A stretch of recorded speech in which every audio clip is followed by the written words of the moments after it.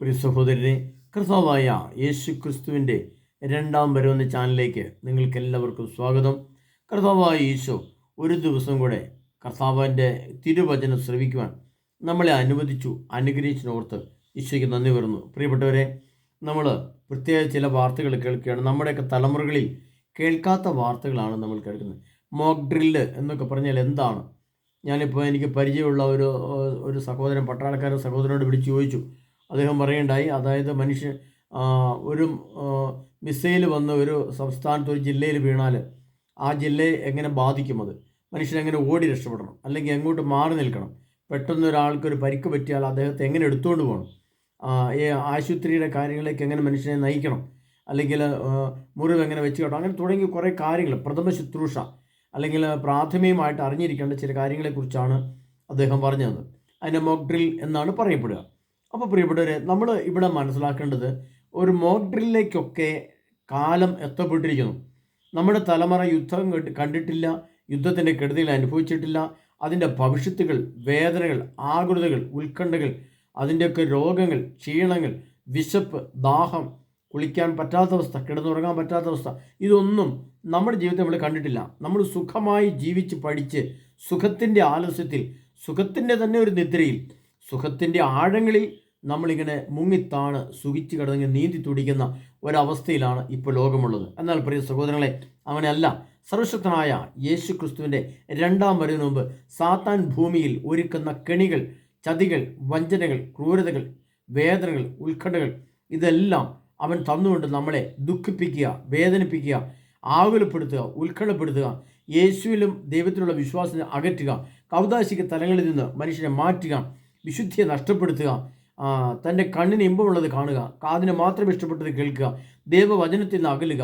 ഇങ്ങനെ എല്ലാ വിധത്തിലും ഒരു പിശാചിൻ്റെ തന്ത്രത്തിൽ, പിശാചിൻ്റെ കെണിയിൽ നമ്മളെ ഉൾപ്പെടുത്തി അതിൻ്റെ ഭയത്തിലും ഭീതിയിലുമാക്കി നമ്മളെ എങ്ങനെയെങ്കിലും സ്വർഗരാജ്യത്തിൽ എത്തുന്നതിൽ നിന്ന് തടയുക എന്നുള്ള പദ്ധതിയാണ്. അതിന് യുദ്ധമാവാം, ക്ഷാമമാകാം, ക്ലേശങ്ങളാകാം, അല്ലെങ്കിൽ ഭക്ഷണം ഇല്ലാത്ത അവസ്ഥയാകാം, മരുന്ന് സംവിധാനം ഇല്ലാത്ത അവസ്ഥയാകാം. ഇങ്ങനെ നിരവധി പ്രശ്നങ്ങളിൽ കൂടെ നമ്മളെ വേദനിപ്പിക്കുക, കഷ്ടപ്പെടുത്തുക എന്നുള്ളതാണ് സാത്താൻ അർത്ഥമാക്കുന്നത്. പ്രിയപ്പെട്ടവരെ, നമ്മളിവിടെ മനസ്സിലാക്കേണ്ടത്, നമ്മൾ പ്രത്യേക വചനത്തെ ഒന്ന് എടുത്തു വെച്ച് ചിന്തിക്കേണ്ടതായിട്ടുണ്ട് ഈ സമയത്ത്. പ്രത്യേകിച്ചും നമ്മൾ മനസ്സിലാക്കേണ്ടത്, ഇന്ത്യയുമായിട്ട് ചൈനയ്ക്കോ പാകിസ്ഥാനൊക്കെ യുദ്ധം വന്നാൽ ഇവിടെ എന്തായിരിക്കും സംഭവിക്കുക എന്ന് നമുക്ക് ചിന്തിക്കേണ്ട ആവശ്യമില്ല. അത് മാനുഷ്യബുദ്ധി നമുക്കറിയാം. എന്നാൽ ഇതിൻ്റെ പശ്ചാത്തലം വിശുദ്ധ ഗ്രന്ഥത്തെ ആസ്പദമാക്കി എവിടെ കിടക്കുന്നു, എവിടെ എത്തപ്പെട്ടിരിക്കുന്നു നമ്മൾ മനസ്സിലാക്കേണ്ടത് അത് വചനത്തിൽ അന്തർലീനമായിരിക്കുന്ന വചനത്തെ നമ്മൾ കണ്ട് കേട്ടും വായിച്ചും പഠിച്ചുകൊണ്ടാണ്. അത് ദാനിയേൽ പ്രവാചകന്റെ പുസ്തകം 12-ാം അധ്യായം അതിൻ്റെ 1-ാം തിരുവചനം, യുഗാന്തം എന്നാണ് അതിൻ്റെ ഒരു വചനത്തിൻ്റെ ഹെഡിങ് തന്നെ, യുഗാന്തം. ആ യുഗാന്തത്തെക്കുറിച്ച് കർത്താവ് പറയുന്നത്, മത്തായിയുടെ സുവിശേഷം വരുമ്പം യുഗാന്ത്യം വരെ എന്ന് ഞാൻ നിങ്ങളുടെ ഉണ്ടായിരിക്കും എന്ന വചനത്തിലാണ് അത് അവസാനിക്കുന്നത്.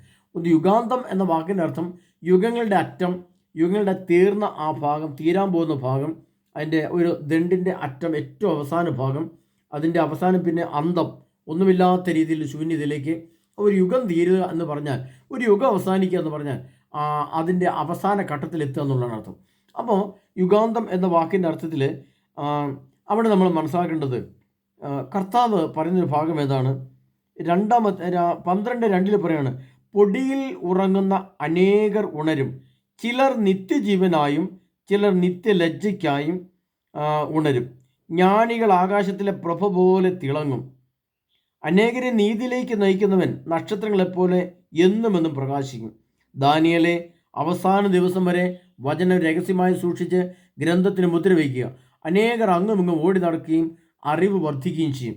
അപ്പോൾ മരിച്ചു പോയവരുടെ ആത്മാക്കൾ പൊടിയിൽ ഉറങ്ങുകയാണെന്നും അത് ഉണരാൻ സമയമായി എന്നുമാണ് ഇതിൻ്റെ രണ്ടാമത്തെ അർത്ഥം.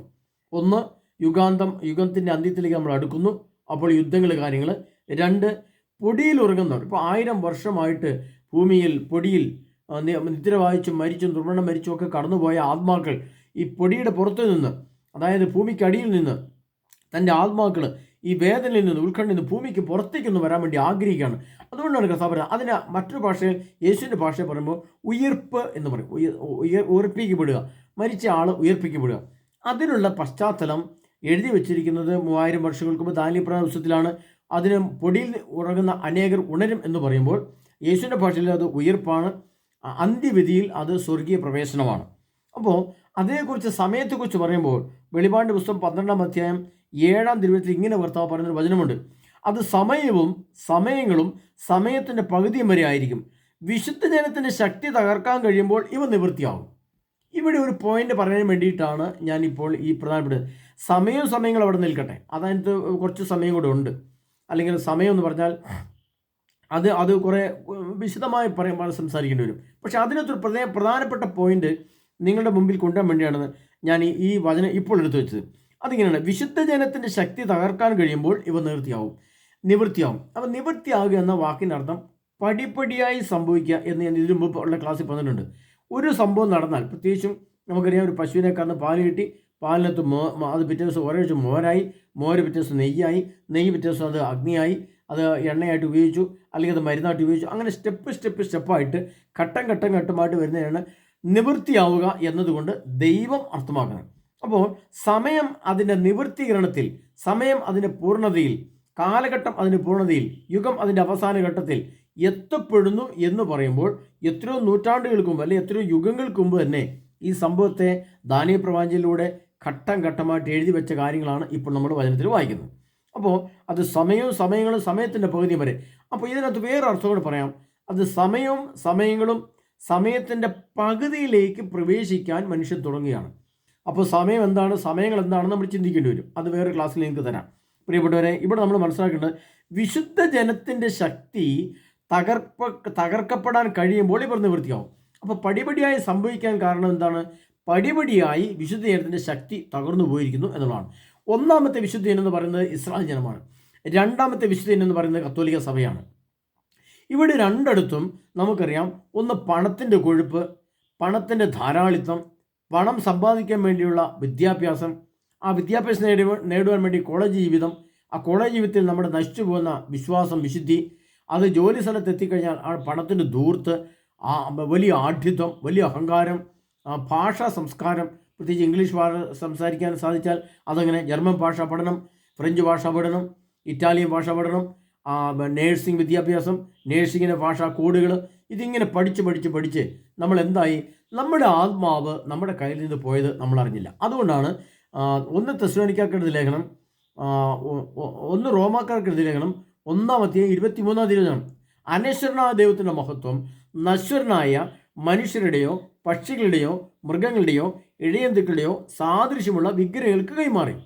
അപ്പോൾ ആ 4 വിഗ്രഹം എന്ന് പറയുന്നത് ഇന്ന് കാണുന്ന ഈ കണ്ണുകൊണ്ട് കാണാൻ കഴിയുന്ന എല്ലാ ഭൗതിക സമ്പത്തും ഈ വിഗ്രഹമാണെന്നും, ആ വിഗ്രഹങ്ങൾക്ക് വേണ്ടിയിട്ട്, ആ വിഗ്രഹത്തെ നേടാൻ വേണ്ടി, ആ വിഗ്രഹത്തെ നമുക്ക് സ്വന്തമാക്കാൻ വേണ്ടി, പ്രത്യേകിച്ച് വീട്, കാറ്, സ്ഥാനമാനങ്ങൾ, വലിയ സമ്പത്ത്, സാമ്പത്തിക ശേഷിയുള്ള ജീവിതശൈലികൾ, അതിന് വിദ്യാഭ്യാസ സ്ഥാപനങ്ങൾ, വ്യാവസായിക സ്ഥാപനങ്ങൾ, ഷോപ്പിംഗ് മാളുകൾ, ഇതൊക്കെ നമുക്ക് സ്വന്തമാക്കാൻ വേണ്ടി നമ്മൾ പണം സമ്പാദിക്കാൻ വേണ്ടി പോയപ്പോൾ നമുക്ക് നഷ്ടപ്പെട്ടു പോയത് നമ്മുടെ ആത്മാവാണെന്നുള്ളത് ഇനി തിരിച്ചറിയുന്നുള്ള സമയം ഇപ്പോഴും നമുക്കായിട്ടില്ല. ഇനി അത് തിരിച്ചറിയുന്ന സമയം എന്താണ്? ഈ വിശുദ്ധ ജനത്തിൻ്റെ ഈ വിശുദ്ധിയുടെ ശക്തി തകർന്നു കഴിയുമ്പോൾ ഈ യുദ്ധം ആസന്നമാവും. അപ്പോൾ ഈ വിശുദ്ധി തകരുന്നതനുസരിച്ചാണ് സാത്താൻ്റെ പ്രവർത്തനം വരുന്നത്. അപ്പോൾ നമ്മുടെ കത്തോലിക്ക സഭയിലും ഇസ്രായേൽ ജനത്തിനും വിശ്വാസവും വിശുദ്ധിയും ജ്ഞാനവും വിവേകവും സമ്പത്തിനും വഴിമാറിയപ്പോൾ അവിടെ അശുദ്ധി കടന്നു വരികയും, ആ അശുദ്ധി എന്നത് അത് യുദ്ധമായി, ക്ഷാമമായി, ക്ലേശങ്ങളായി, സഹനങ്ങളായി, അസ്വസ്ഥകളായി, ഇങ്ങനെ പടിയായിട്ട് കടന്നു വരികയും ചെയ്യും. അതിൽ ഒന്നാമത്തെ പടിയാണ് നമ്മൾ കോവിഡിനെ കണ്ടത്. രണ്ടാമത്തെ പടിയാണ് ഇപ്പോൾ നമ്മൾ സംഭവിക്കുന്നത് മാക്ഡ്രിൽ എന്ന് പറഞ്ഞുകൊണ്ടുള്ള ഘടകങ്ങൾ. അത് യുദ്ധത്തിന് മുന്നോടിയായിട്ട് സംഭവിക്കുന്ന കാര്യങ്ങളാണ്. അപ്പോൾ ഒരു യുദ്ധം ആസന്നമായി നിൽക്കുന്ന കാലഘട്ടത്തിലാണ് നാം ഇപ്പോൾ ഉള്ളതെന്ന് അറിഞ്ഞുകൊണ്ട് ഇനി നമ്മൾ ചെയ്യേണ്ടത് എന്താണ്? നമ്മുടെ വിശുദ്ധിയെ വളർത്തുക, വിശുദ്ധിയെ രൂപപ്പെടുത്തിയെടുക്കുക, വിശുദ്ധിയുടെ അളവിനെ നമ്മളൊന്ന് ക്രമീകരിക്കുക. വിശ്വാസം എല്ലാവർക്കുമുണ്ട്. യേശുവാണ് രക്ഷകൻ, യേശുവിലാണ് രക്ഷ, ഇതൊക്കെ നമുക്കറിയാം. ഇതൊക്കെ നമുക്ക് അറിവിൻ്റെ തലമാണ്. ഈ അറിവിൻ്റെ തലത്തിൽ നിന്ന് ജ്ഞാനത്തിൻ്റെ തലത്തിലേക്ക് നമ്മൾ കടക്കണമെങ്കിൽ നമ്മുടെ വിശുദ്ധിയുടെ അളവ് വർദ്ധിക്കണം. വിശുദ്ധിയുടെ അളവ് വർദ്ധിച്ചാലേ നമുക്ക് അതിൻ്റെ അനന്തര ഫലമായ പരിശുദ്ധാത്മ ഫലങ്ങൾ ചൂടാൻ സാധിക്കുള്ളൂ. അപ്പോൾ വിശുദ്ധിയുടെ അളവ് വർദ്ധിക്കണമെങ്കിൽ നമ്മൾ എന്ത് ചെയ്യണം? അശുദ്ധിയുടെ അളവിനെ കുറയ്ക്കണം.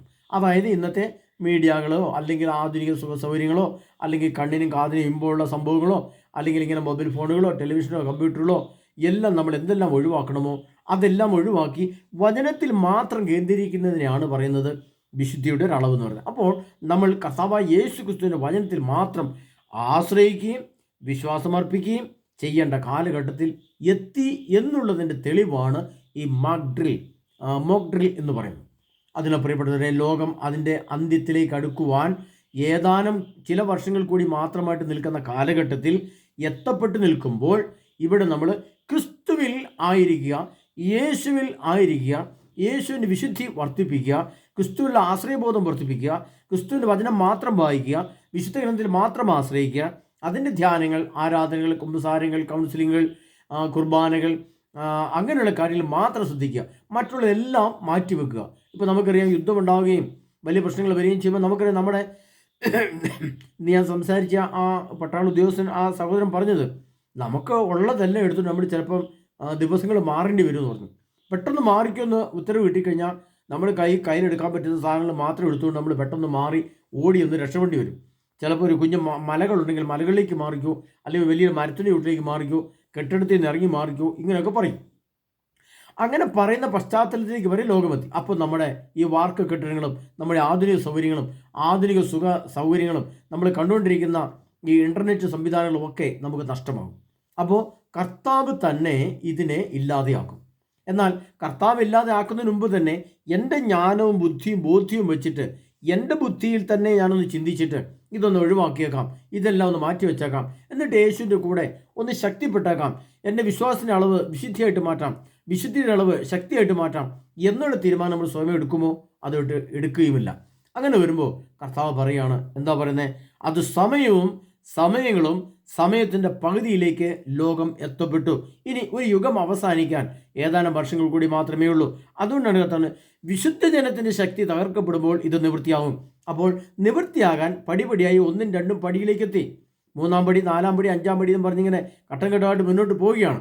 ആ ഒരു 4, 5, 6, 7 പടി മുന്നോട്ട് കിടക്കുമ്പോൾ ആദ്യത്തെ പടിയിലെ സംഭവം അതിൻ്റെ പൂർണ്ണാവസ്ഥയിൽ 7ആം പടിയിൽ സംഭവിക്കും, അല്ലെങ്കിൽ 7ആം സ്റ്റെപ്പിൽ 7ആം ഘട്ടത്തിൽ സംഭവിക്കും.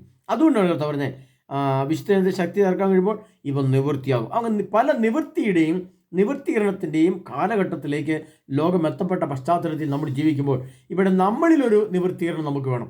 അതാണ് എൻ്റെ എല്ലാ പഴയ കാലഘട്ടങ്ങളെ മാറ്റി, ഇന്നലെ വരെയുള്ള എൻ്റെ പശ്ചാത്തലങ്ങളെ മാറ്റി വിശുദ്ധിയുടെ, വിശ്വാസത്തിൻ്റെ, ജ്ഞാനത്തിൻ്റെ, വിവേകത്തിൻ്റെ, പരിശുദ്ധാത്മ ഫലത്തിൻ്റെ പടിയിലേക്ക് നമ്മൾ മാറ്റപ്പെടണം. അങ്ങനെ ഇപ്പോൾ മരിച്ചാലും നാളെ മരിച്ചാലും എനിക്ക് നിത്യജീവൻ, നിത്യജീവൻ്റെ സ്ഥലം എവിടെയോ അവിടെ എത്തപ്പെടണം എന്നുള്ളൊരു കാഴ്ചപ്പാടിലേക്ക് എനിക്ക് മാറ്റപ്പെടാൻ സാധിച്ചാൽ, എൻ്റെ ആത്മാവിനെ ക്രമീകരിക്കാൻ സാധിച്ചാൽ ഞാൻ വിജയിച്ചു. അതാണ് എൻ്റെ വ്യക്തിപരമായ വിജയം. ആ വിജയം നമുക്ക് എല്ലാവർക്കും ഉണ്ടാകട്ടെ. അത് ജാതി മത ഭേദമില്ലാതെ, അല്ലെങ്കിൽ ഹൈന്ദവ മതമെന്നോ അല്ലെങ്കിൽ മറ്റു മതമെന്നോ ഒരു ചിന്തയുമില്ലാതെ, അല്ലെങ്കിൽ ക്രിസ്ത്യാനിന്നോ അക്രൈസ്തവനോ ചിന്തയില്ലാതെ യേശു ക്രിസ്തുവിലായിരിക്കുക, നിത്യത്തിലേക്ക് പ്രവേശിക്കുക. അതായിരിക്കും നമ്മുടെ പരമമായ ലക്ഷ്യം. അതിനായി കർത്താവായ യേശു നമ്മെ എല്ലാവരും സമൃദ്ധമായി നീരേക്കട്ടെ. കർത്താവായ യേശു തിരുവചനം നമ്മെ ശക്തിപ്പെടുത്തട്ടെ, ബലപ്പെടുത്തട്ടെ. കർത്താവായ യേശുവിൻ്റെ പരിശുദ്ധാത്മാവ് എന്നെ നയിക്കുമാറാകട്ടെ. കർത്താവായ യേശുവിൻ്റെ അഗ്നിരൂപമുള്ള ആ പരിശുദ്ധാത്മാവ് എന്നിൽ വസിക്കുമാറാകട്ടെ. എന്നിൽ വസിക്കുന്ന പരിശുദ്ധാത്മാവ് എന്നെ നയിക്കുമാറാകട്ടെ. എൻ്റെ പരിശുദ്ധാത്മാവ് എന്നിൽ വസിക്കുമ്പോൾ എനിക്ക് ജ്ഞാനവും ബുദ്ധിയും വിവേകവും സന്തോഷവും സമാധാനം ഐശ്വര്യവും പുരോഗതിയും തന്ന് എന്നെ കർത്താവ് സുരക്ഷിതമായി സംരക്ഷിക്കട്ടെ. അതിനെ നമുക്ക് ഓരോരുത്തരെയും നമ്മുടെ പ്രാർത്ഥനകൾ കർത്താവായ ഈശോയോട് സമർപ്പിക്കാം. അതിനെ നമ്മെ ഓരോരുത്തരെയും സർവശക്തനായ ഈശോ അനുഗ്രഹിക്കുമാറാകട്ടെ. ആമേൻ.